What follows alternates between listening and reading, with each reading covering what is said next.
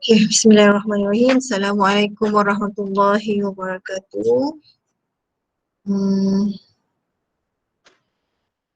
okay, let's continue with the. Okay, let me.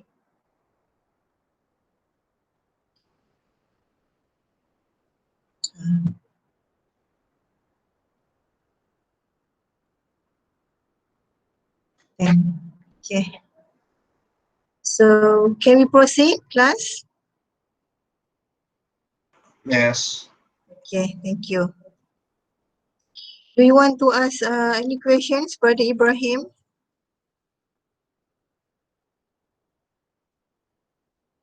No? If no, we just proceed with the financing part, okay? Still under money management, one of the components under Islamic financial plannings on the financing part. Madam, Yes. I cannot hear you. I don't know Oh, if you cannot hear me? Oh, you cannot hear me? We can hear you, madam. Can, I yeah? can hear you. Okay. Okay, I try to arrange my microphone. Okay. Let's proceed with the financing product. Basically I cannot see my face, I cannot see your face, I can only see the slide. I do not know whether, okay, only you can see my face. Okay. And then in front of me there's only a slide. I feel like I talk alone in facing the slide lah. Okay. So we continue with the financing part. Okay. The IFP component is not only meant for the rich people. As I always mention, it is meant for all. So regardless, we are among low incomes, middle incomes, or upper level incomes per earner, we still need to manage our financing, our money, manage money management through saving. If we have a surplus, even small amount, we need to save it. So it is for future, it is for emergency. Okay, it is money planning, financial planning. So in terms of financings, for the okay, sorry, I need to admit your friends. Brother Ibrahim here, just Brother Ibrahim. Okay.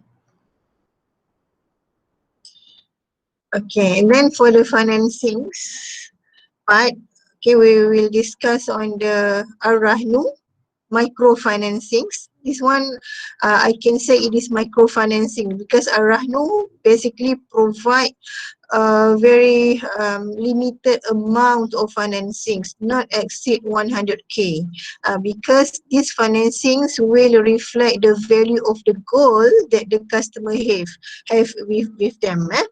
And then after that, after Ar-Rahnu, we will discuss on the Tawaruk based financings. This one, the mechanism of Tawaruk for financings. Just now, before Maghrib, we discussed the components of Tawaruk for deposit. Okay, for the deposit product. Okay, and after that, Murabahah contract. I think I have maybe slightly discussed, indirectly discussed what is Murabaha contract, sale with a markup price and markup price selling. And then Murabaha is a mode of financings. Basically, in Malaysia, we do not practice Murabaha solely itself. We basically combine Murabaha with other types of principle or contract like a murabaha in tawaruk, where the element of markup price is there, practice in tawaruk.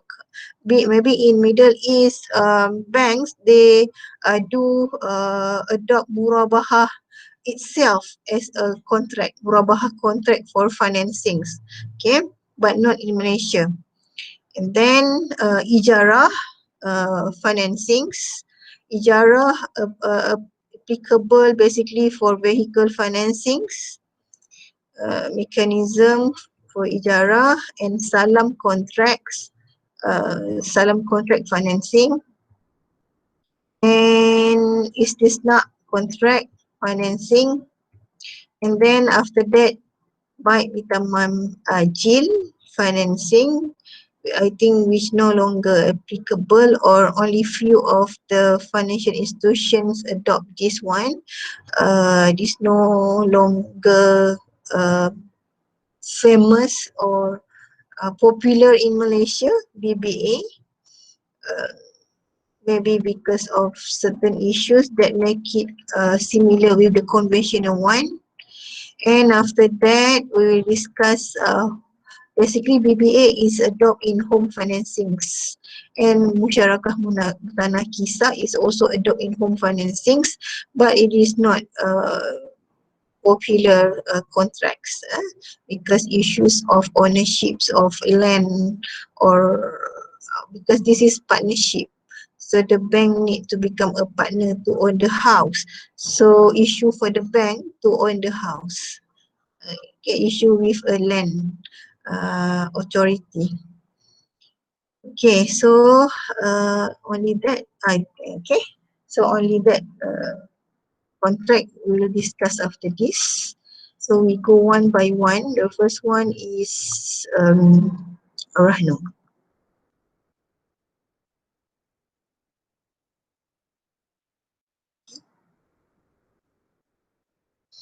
Okay.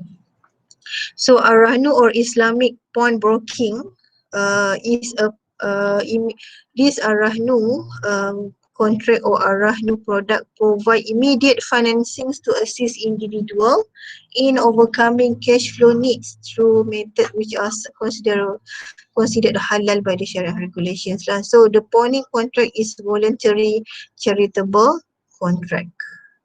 Okay. So pawning contract is the pawning itself is a charitable contracts. Okay, one party that volunteer to pawn his valuables or gold. Okay, and for the sake of things nama dia pawn lah. For the sake of receiving cash on the spot. Okay, so the parties in contract, Rahnu contract is a pledger, we call Rahin, who those who bring a gold to be pledged, and then pawnbroker, Murtahin, and pledge asset, Rahnu. Usually the asset here is gold. Okay, so if pledger does not repay a Qard Hasan loan within a agreed period, the pawnbroker can auction off the pledge asset. So when the pawnbroker agree to receive the pledge asset, it's considered as giving a Qardul Hasan loan, benevolent loan to the pledger who brought gold as a mortgage lah. Okay. And then the advantages of this contract or this product is to provide a cheaper way to obtain financing and is free from interest. No interest, no profit rates for the financing. So asset pawn are guaranteed to be kept safely by the broker, the pawnbroker. So there is a fair practice in auctioning and bidding. So only the pawnbroker cannot simply auction the pledge asset being auctioned. So there are stages for them before they go for auction. They will advise this. They will wait a waiting period for them for the pledger to pay back the debt. So Ar-Rahnu help finance educational needs and provide capital to small businesses and entrepreneurs. So the money that given to them, they can utilize it to any purposes. So it help the community to increase economic capability of their families. They can only pledge their goal if they have it, but if they don't have any goal, they cannot do Ar-Rahnu.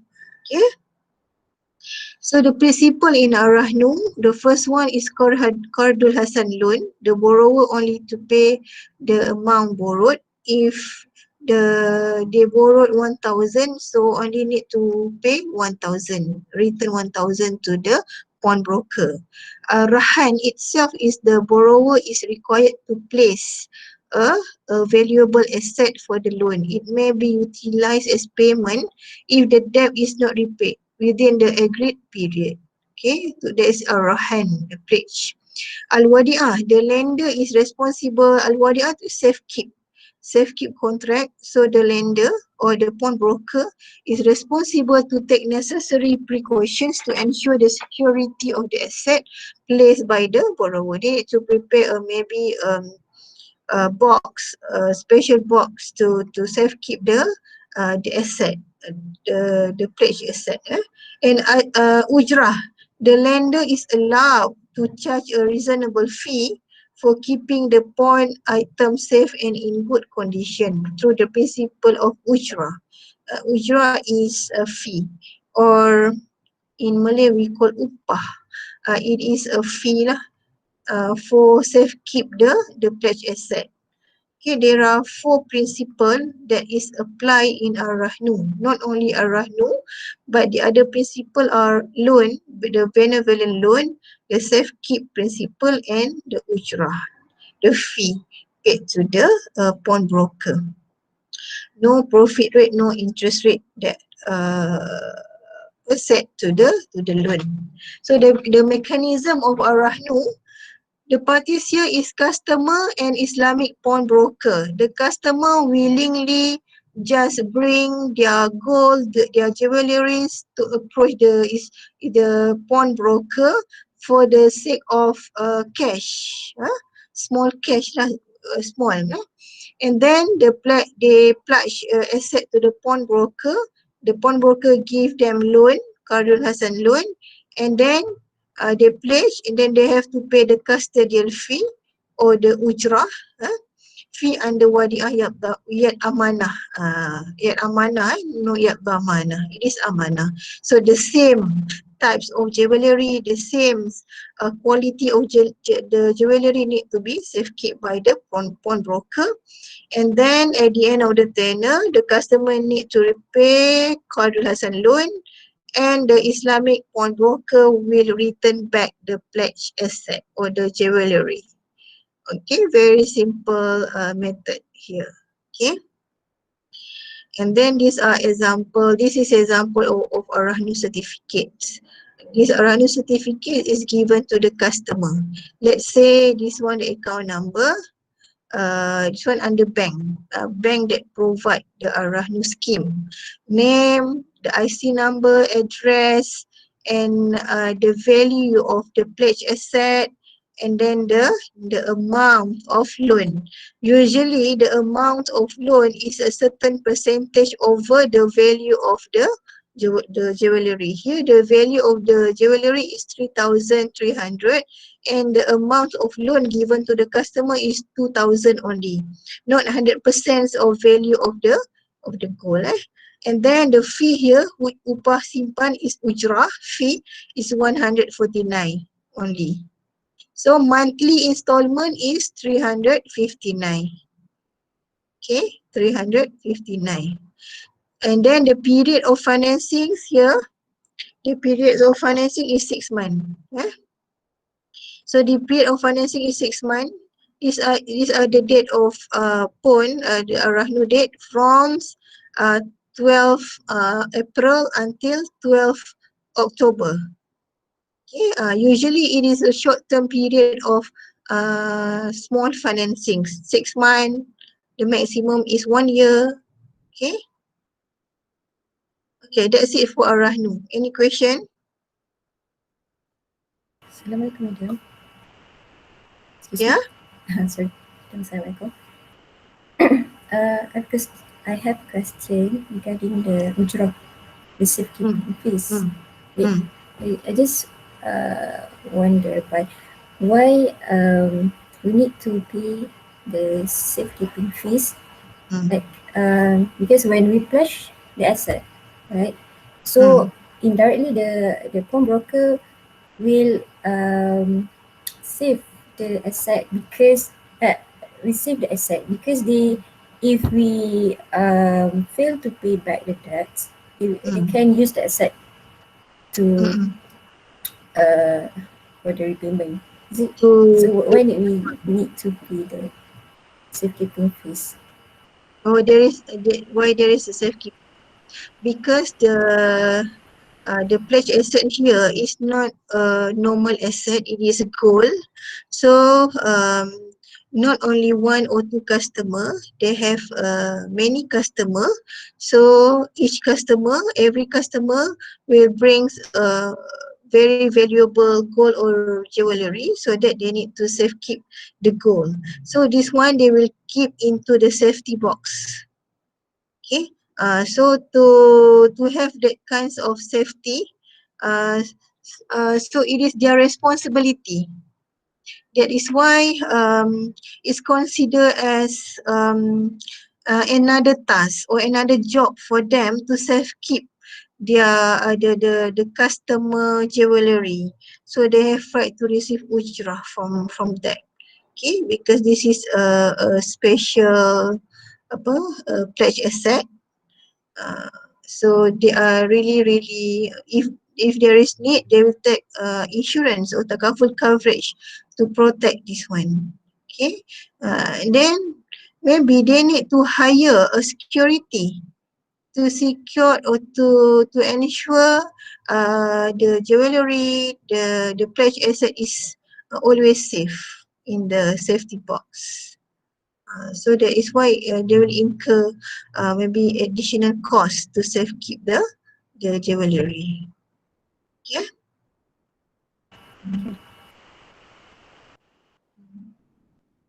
This is the practice. So I just inform you. The practice is here. There is a ujrah that fixed or asked by the pawnbroker to the customer to pay to safe keep the jewelry, because this is based on al-wadi'ah ya amanah. Okay, amanah. Okay. Hello, doctor. Yes. Yeah. From this case, when the customer wanted to have the cash, and they will approach the bank or the agro bank, and then when the agro bank give them money, they will give gold as a collateral, right? Yes. So that collateral will be the same equal amount that they are giving for the customer, or it depends on the agreement? Basically, they will count a certain percentage of the collateral, not the same value of the collateral. Like here, the value of the collateral is 3,000. The customer only eligible to receive 2,000. Okay, it is not the same value. So it means here the collateral have to be higher than what the customer have to be received. Yes, sure.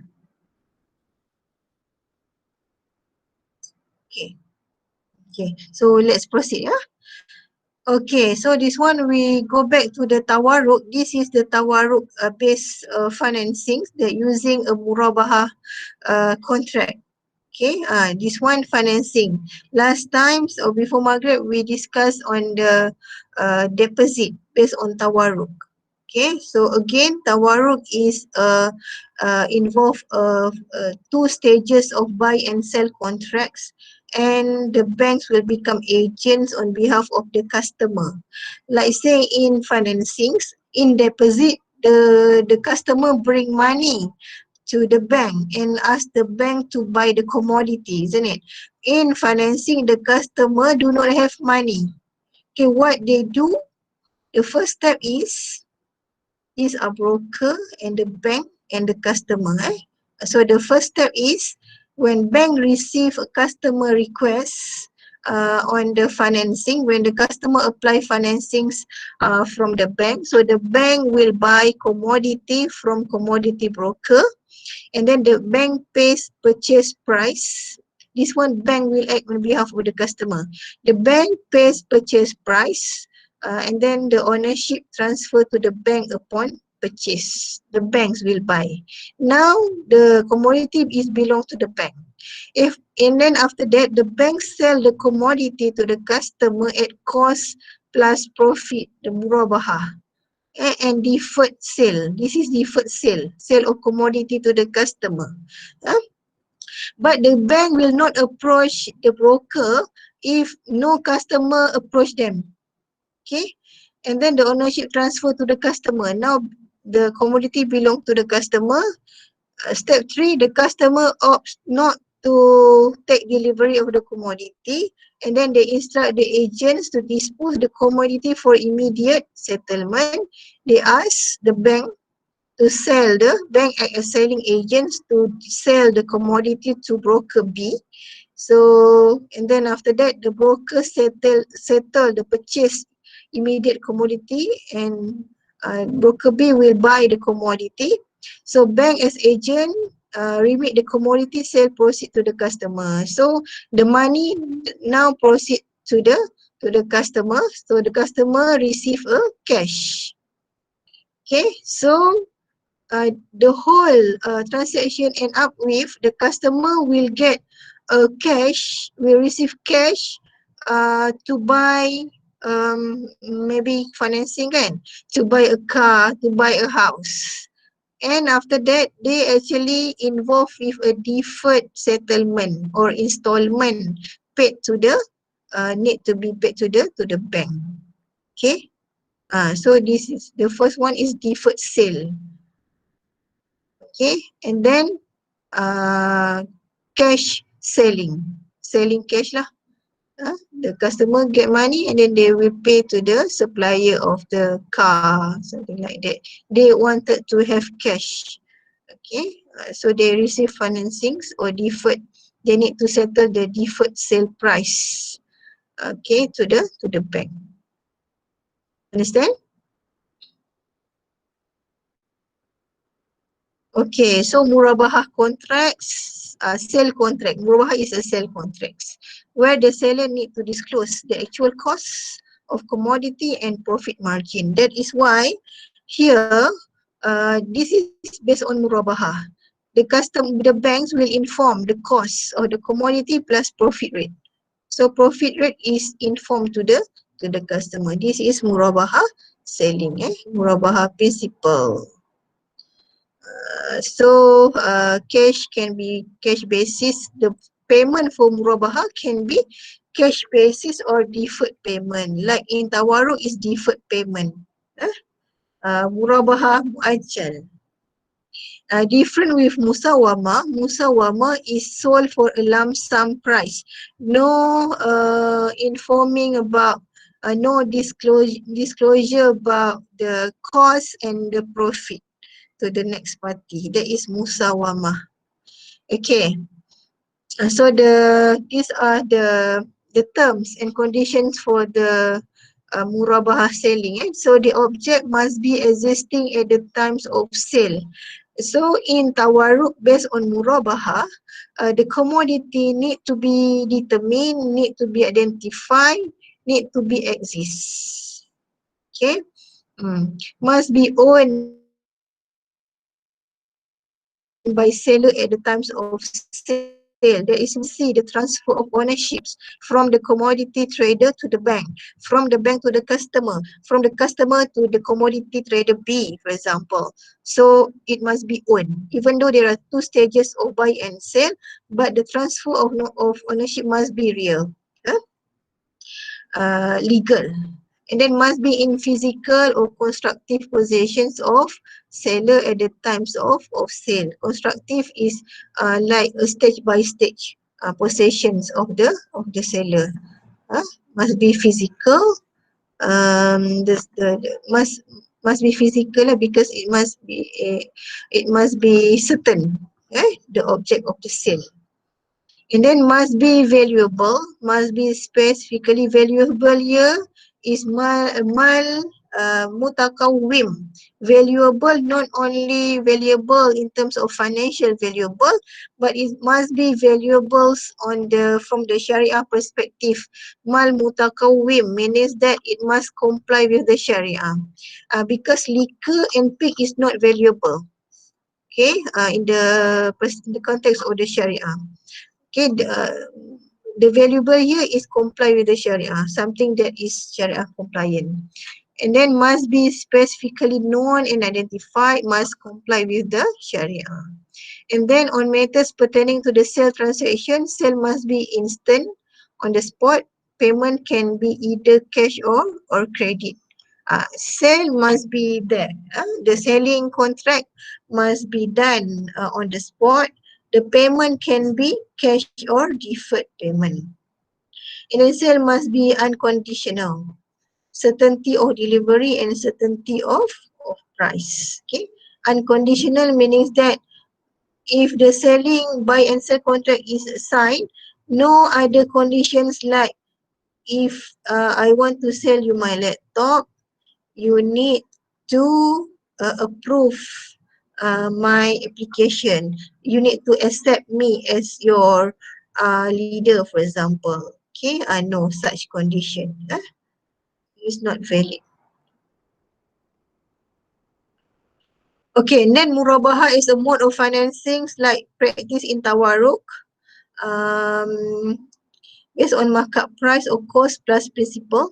A bank is authorized to buy goods for a customer and then resell them to the customer at a predetermined price that includes the original cost plus a negotiated profit margin. Like in Middle East, they offer financing based on murabaha.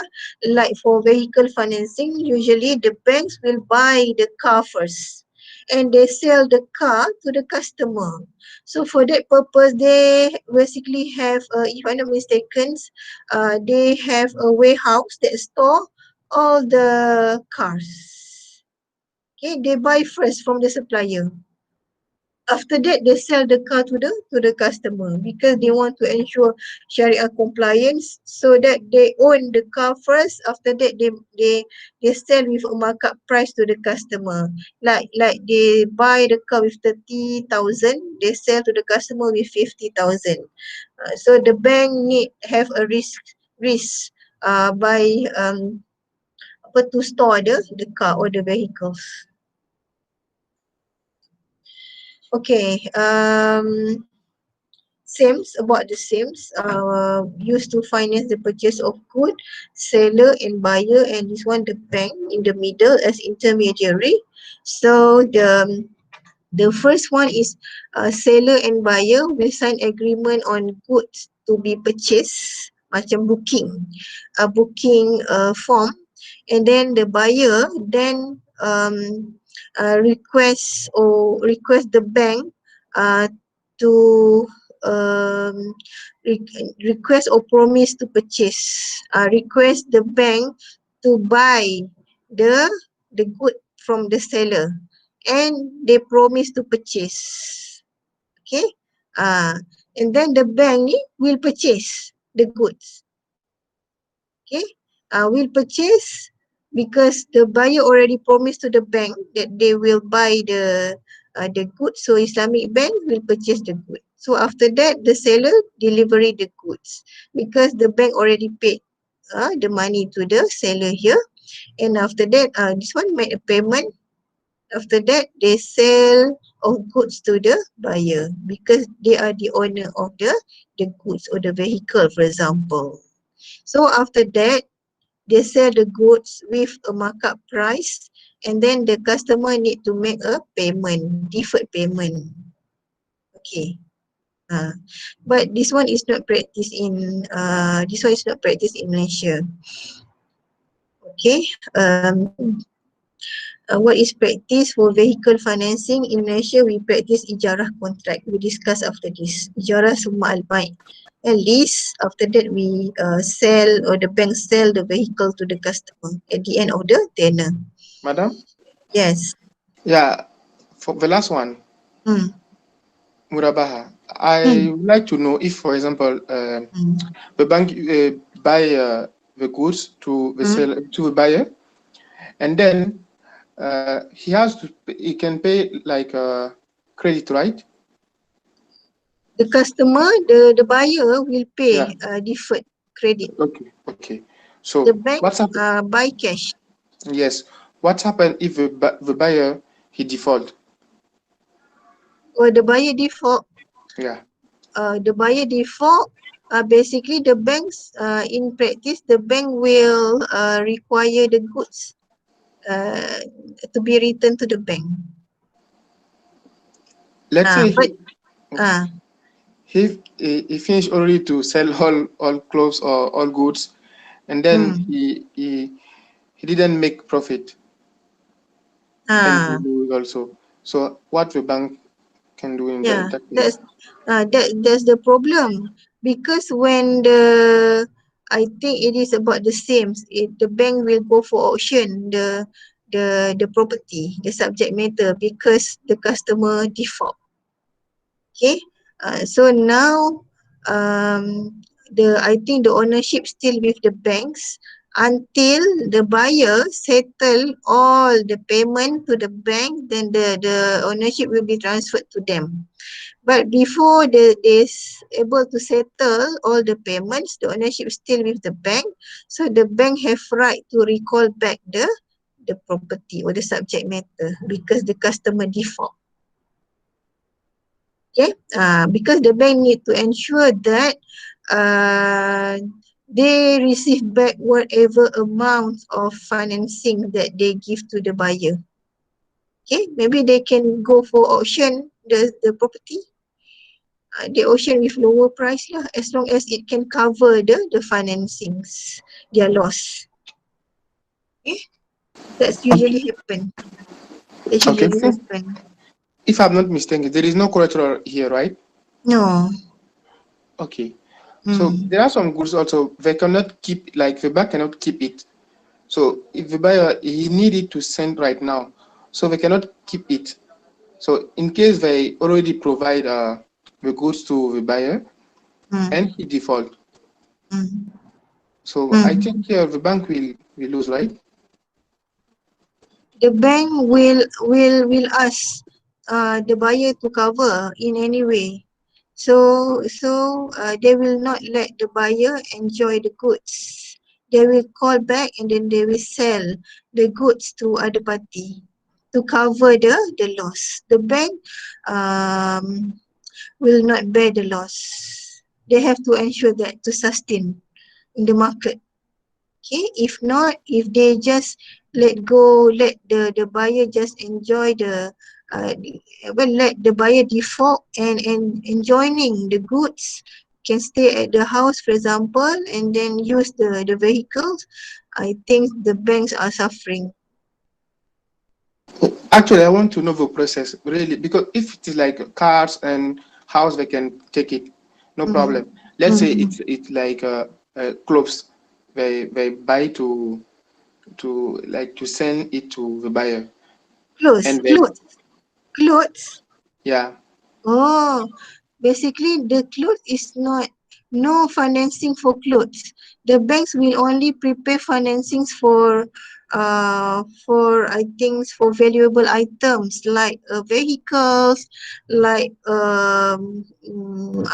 house. No, if maybe clothes, maybe it is under personal financings. If personal financings, the bank would require the buyer to give a guarantor as long as the buyer can repay back all the financings that given to them. Okay. Okay, brother. Yeah, but okay. like it kind of business. Like the buyer, he used to buy like clothes and sell it. So he used this process to buy like to ask his supplier to give him clothes to sell it. So and he used this kind of mechanism to finance the process. Oh, it is not types of financing. It is just maybe a letter of credit. The bank as guarantor. The bank can become guarantor. At the end of the day, the bank is actually give financings to the buyer. That one is for trading purpose. Letter of credit. Yes, trading, yeah.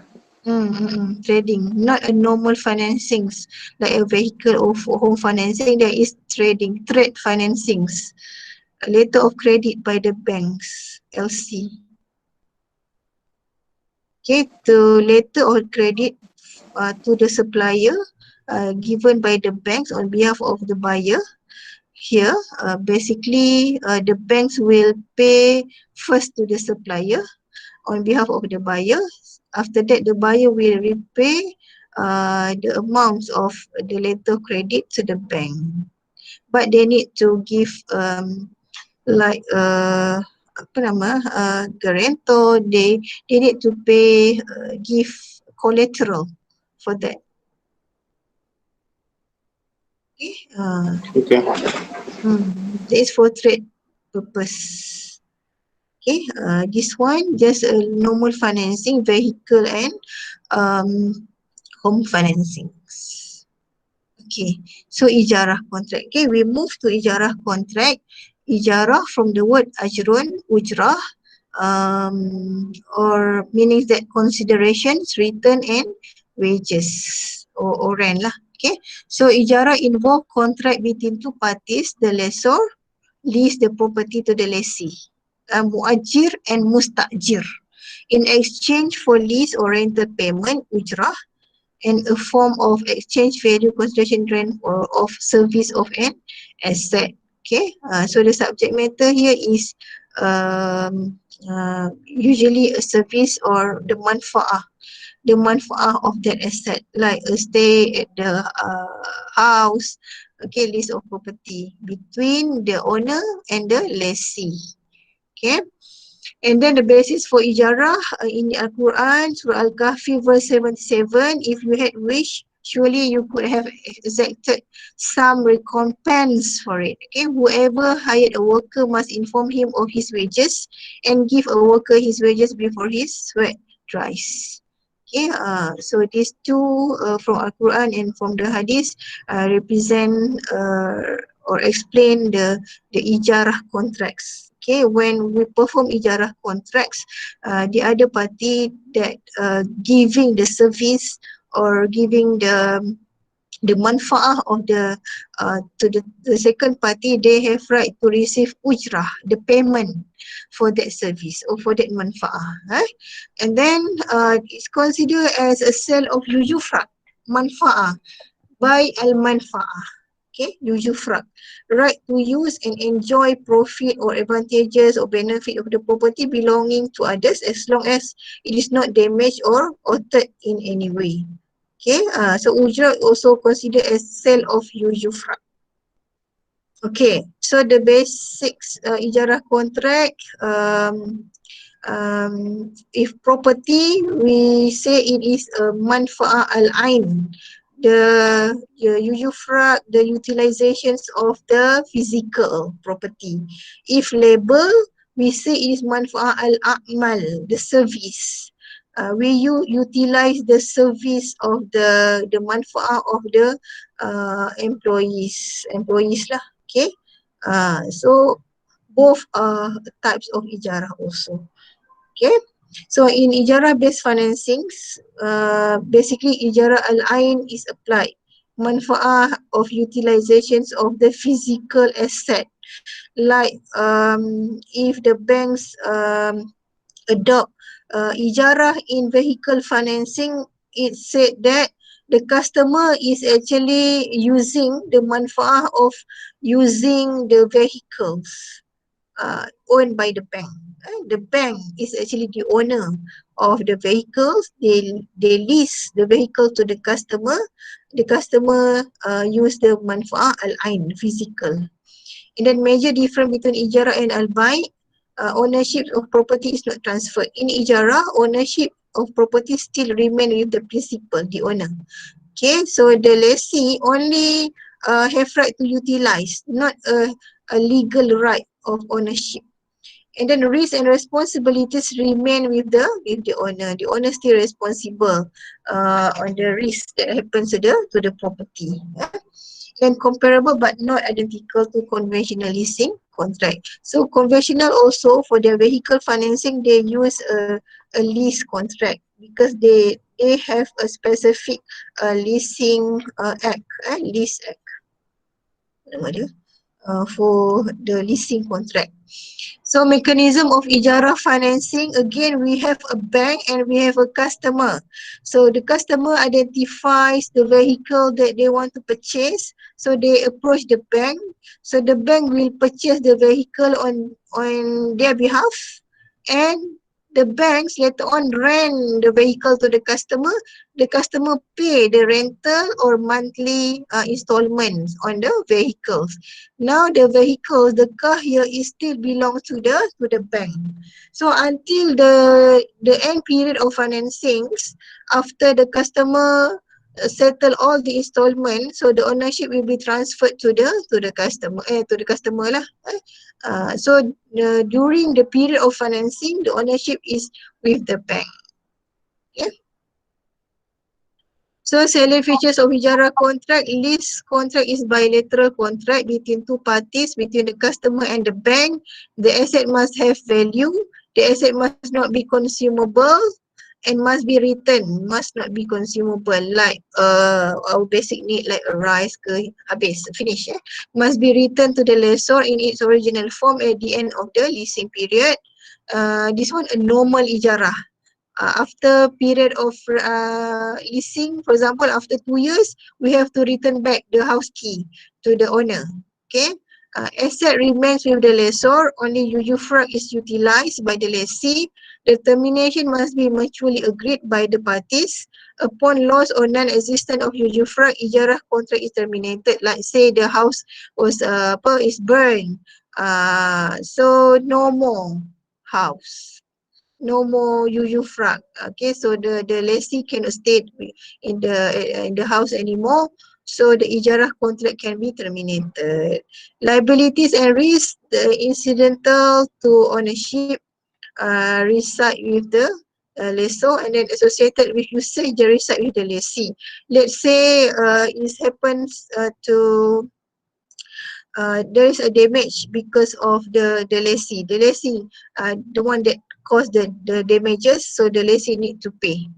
Okay, but if it is like I can say like a maintenance fee, maybe the lessor should pay, but it depends on the agreement who should pay the maintenance fee. Okay, and other fees like insurance coverage for fire, so it's under the lessor responsibility. Okay. Okay, doctor. Yes. What I think you mentioned right now the responsibility of the ownership. What are some responsibilities that the ownership can bear from this contract? The responsibility of the owner. Yes. Okay. So the usage of the responsibility of the owner is basically they are the owner. If anything happens to the house, it is their responsibility to ensure the house is in a good conditions for the lessee to utilize it at maximum. Okay. Okay. But if it is happened, the lessee maybe break the break the door of the house or the room door, for example, they themselves made it, so they have to pay. It is not under responsibility of the owner. Of the owner. Okay. Okay. In the case of the default, in the case of the default in the contract, vehicle contract or house renting contract, like what are the legal action that the owner can take if there is legal action? I want to know. Yes. Okay. So this one, I think we can skip this. Maybe, tak ada. Okay. If the even of the default for the ijarah contracts, because the ownership still remain with the bank,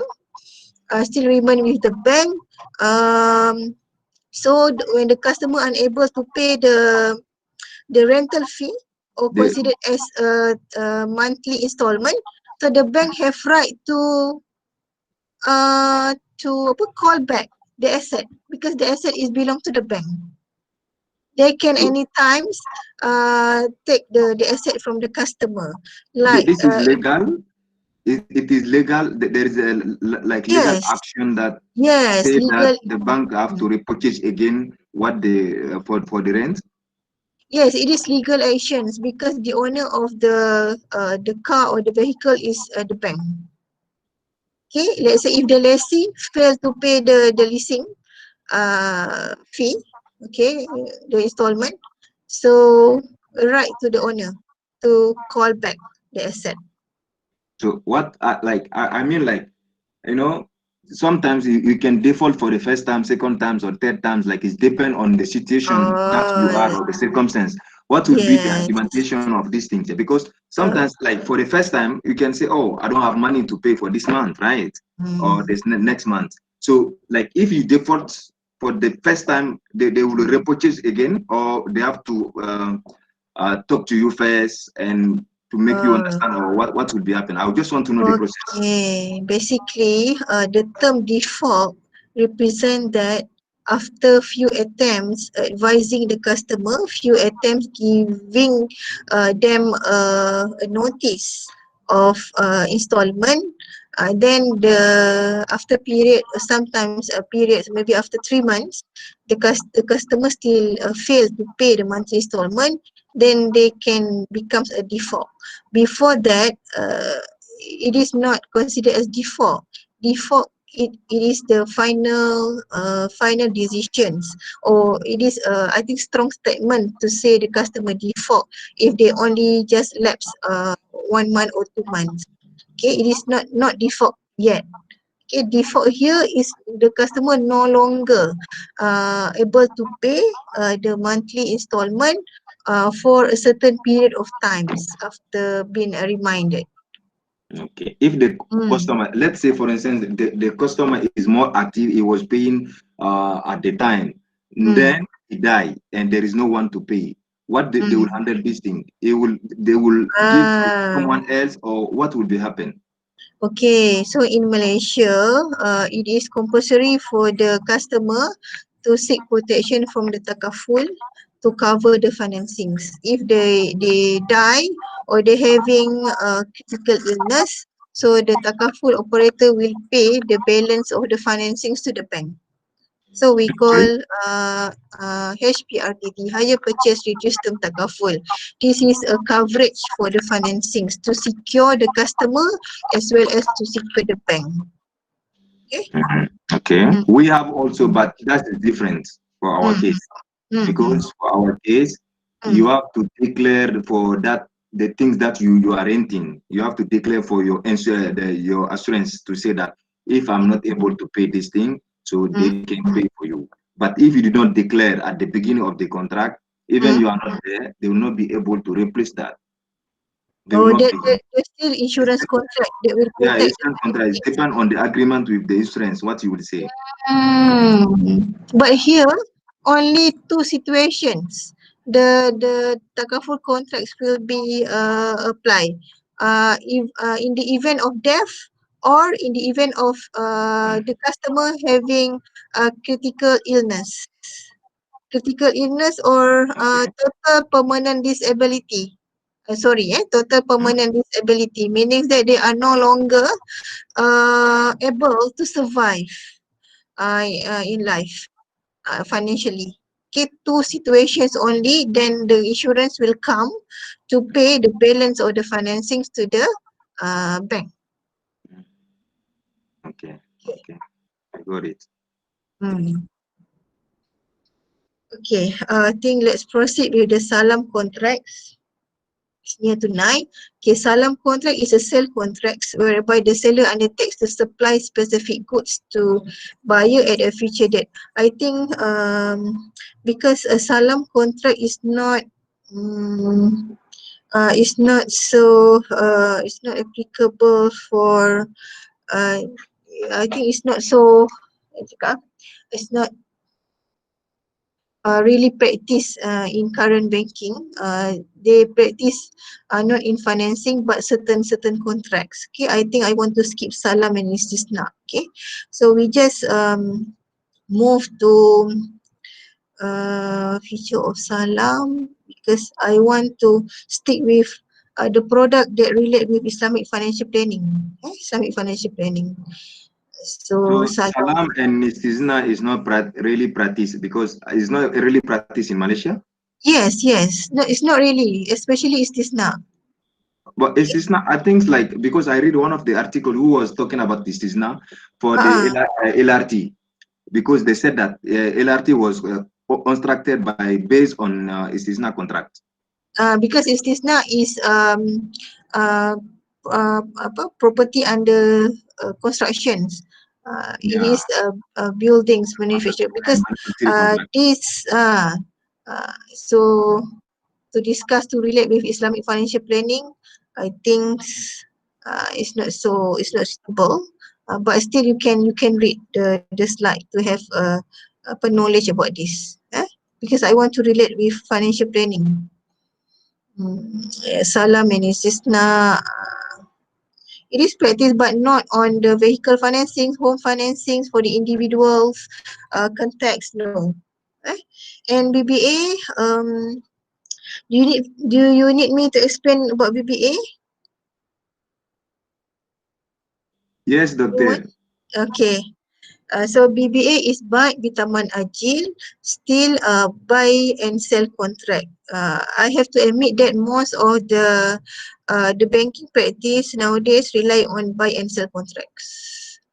Even we have a musyarakah and mudarabah, partnership contract is really encouraged. But most to reduce risk, most of the bank prefer to adopt buy and sell contracts, which is including BBA, buy bitaman ajil. Buy is sale, taman is the price, ajil is deferment. Sell with a deferment price.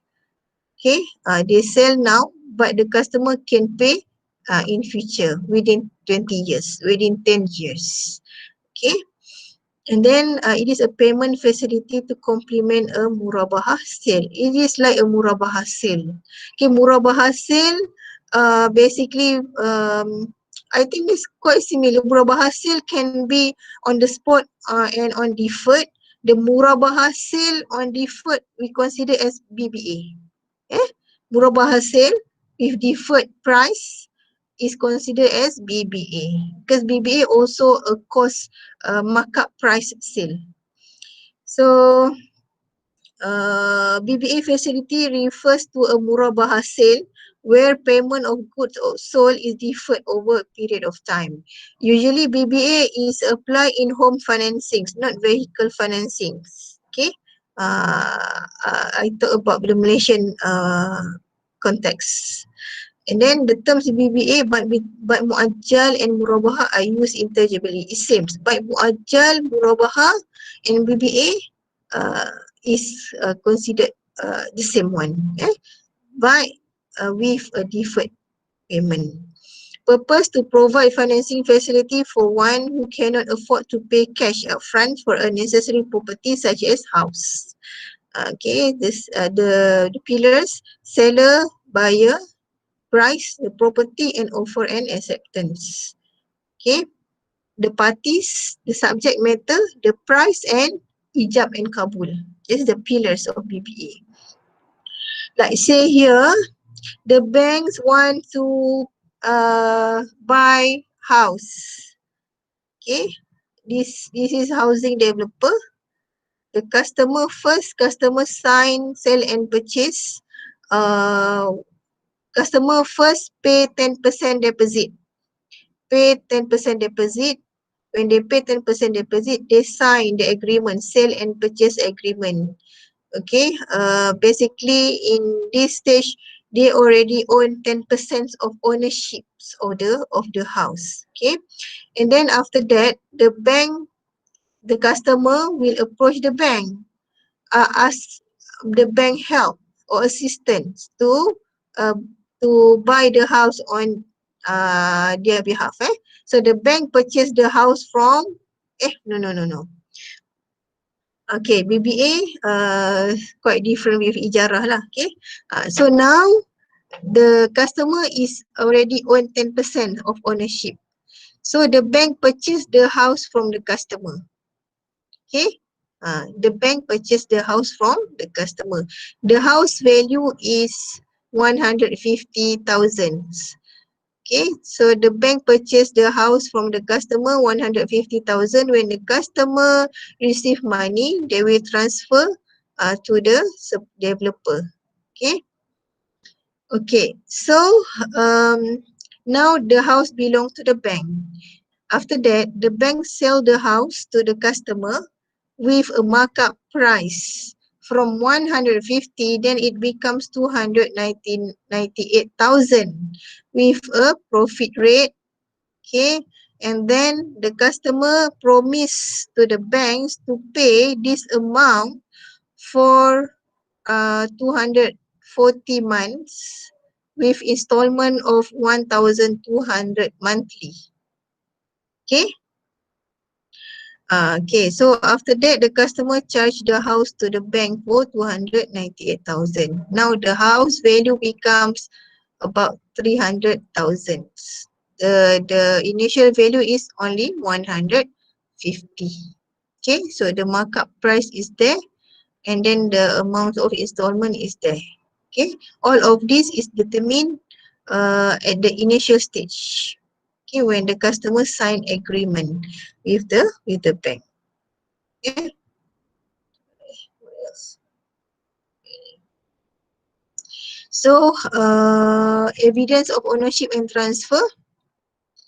So the customer and this one, they receive 150, they give to the developer. So bank purchase the house. Customer's ownership transferred to the bank. Okay.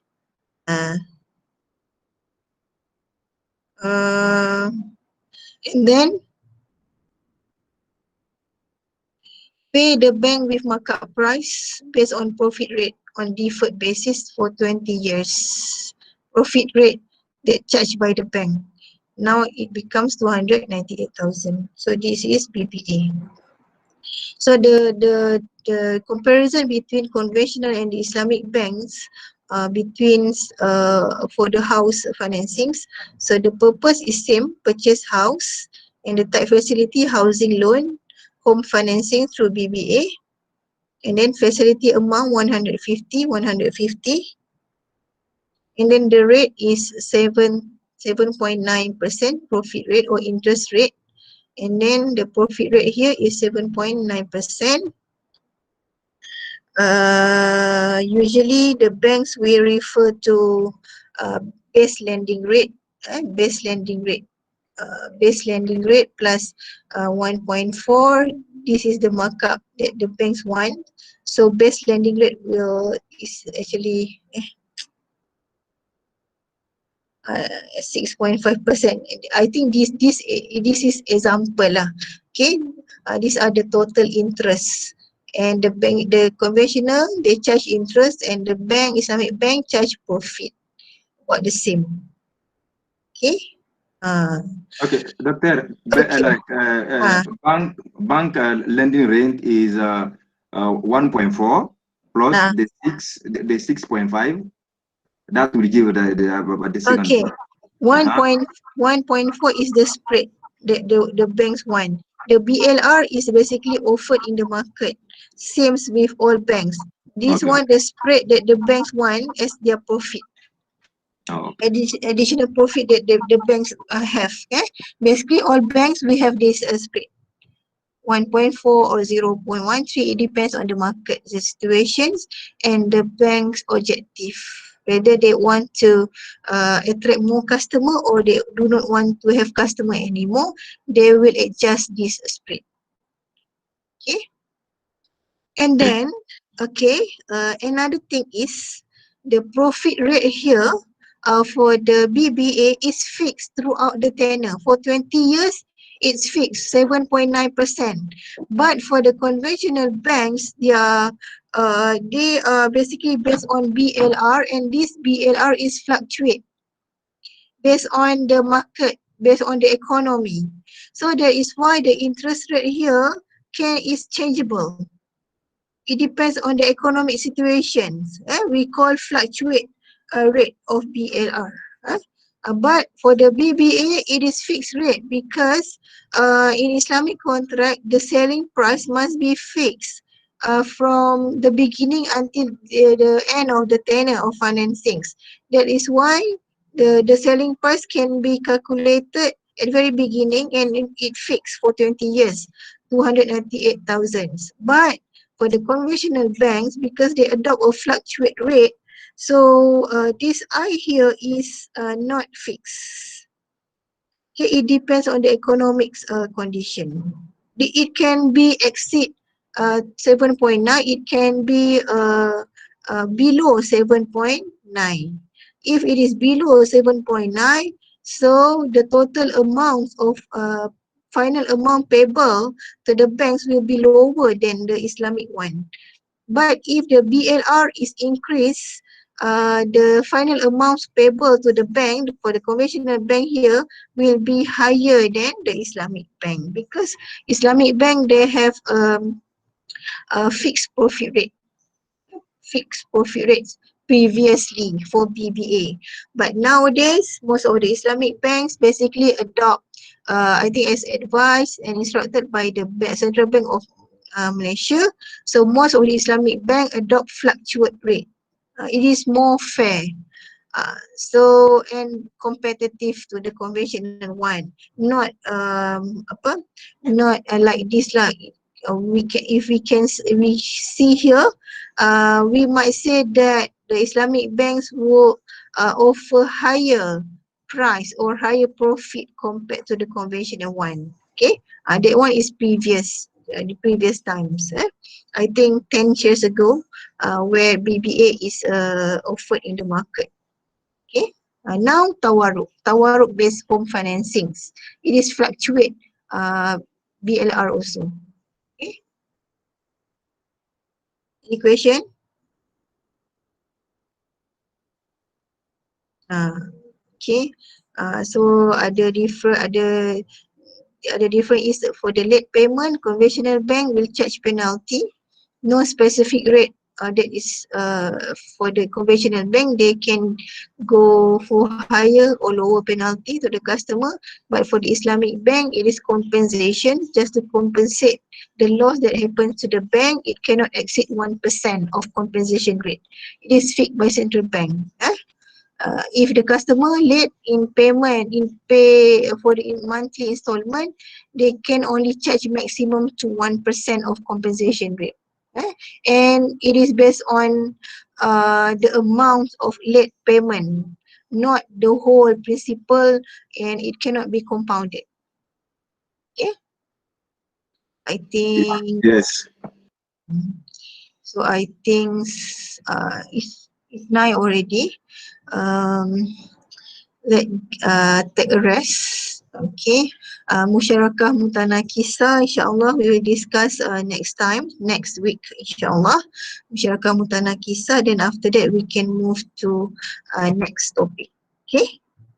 Musyarakah Mutanakisah is home financing based contract, home financing, and it is no longer, I think, applicable. I don't know, because previous times very limited banks, only few banks agree with Musyarakah Mutanakisah. But nowadays I think they have moved towards tawaruk based contract. Okay, so that's all for today. Thank you so much. Okay, I'm sorry because I'm quite my voice is slower down because I already tired because I have class this morning since 8:30 a.m. I'm talk for I think 6 to 7 hours today. Okay. Yeah, your voice was very clear. Alhamdulillah, alhamdulillah. Okay, so if you have any other questions, maybe you can post at WhatsApp. I try to answer. Okay, no problem. Thank you, madam. Okay, Okay. Thank you, madam. Have a good rest. Thank you, madam.